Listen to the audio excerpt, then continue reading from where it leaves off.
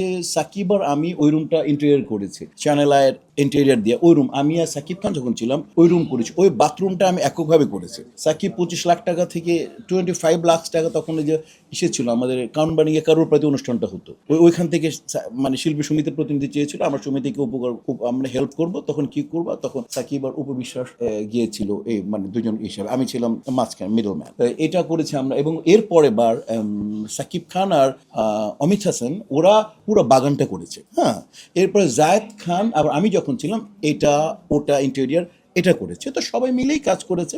তো যে যেমন বললাম আমি আর সাকিব খান ছিলাম, যেমন আমরা দুজন স্টার ছিলাম মোটামুটি, আমি সংগঠক বলে অনেকে, তো দুজন মিলিয়ে ভালো কাজ হয়েছে। দেন আবার যখন আমি জায়েদ খান আসলাম, জায়েদ আবার অর্গানাইজার খুব ভালো, যাদের আবার একটা কথা বলতেই হয়, জায়েদ আবার অর্গানাইজেশনটা খুব ভালো করে, তো ওই সময় কাজ হয়েছে। তো তেমনি করে যেটা মূল কথা হচ্ছে যে দুটোই লাগে, মানে এই সমিতির প্রতি একটা ভালোবাসা, সমিতিরকে আমি সময় দিব, কম্বিনেশন লাগবে, স্টার এবং সংগঠক দুটো লাগবে। দুটো যদি হয়, যদি মানে ক্যাবিনেটে যত বেশি মানে স্টার প্লাস সংগঠক পাওয়া যায়, শিল্পী সমিতি লাভ হয়, মানে শিল্পীরা বেশি সাহায্য পাবে। নির্বাচন এবার করছি না, তো নিরপেক্ষ প্ল্যাটফর্ম থেকে এবং শিল্পী সমিতির একজন প্রধান হিসেবে আমার যে দায়িত্ব, যে দুই দলকেই সতর্ক করে দেয়া যে এমন কোনো কিছু ঘটনা বা এমন কোনো কিছু বাক্য আলাপ আমরা না করি যেটা অপরকে হেয় করে, ছোট করে, এবং শিল্পী সমাজ যাতে অপ্রস্তুত হয়, এটাই জাস্ট বলে দেয়া সবাইকে।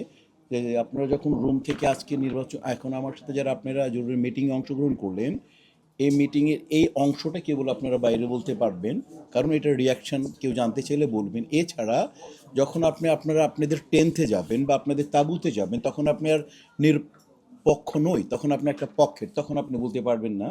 যদি আপনারা কোনো প্রশ্ন সুন্দর করে উত্তর দিতে না পারেন, আপনারা সরাসরি বলবেন যে আমাদের শিল্পী সমিতির গঠনতন্ত্র বলে শিল্পী সমিতির যিনি সভাপতি তিনি সর্বময় ক্ষমতার অধিকারী, আপনারা আমাদের প্রেসিডেন্টকে জিজ্ঞেস করেন।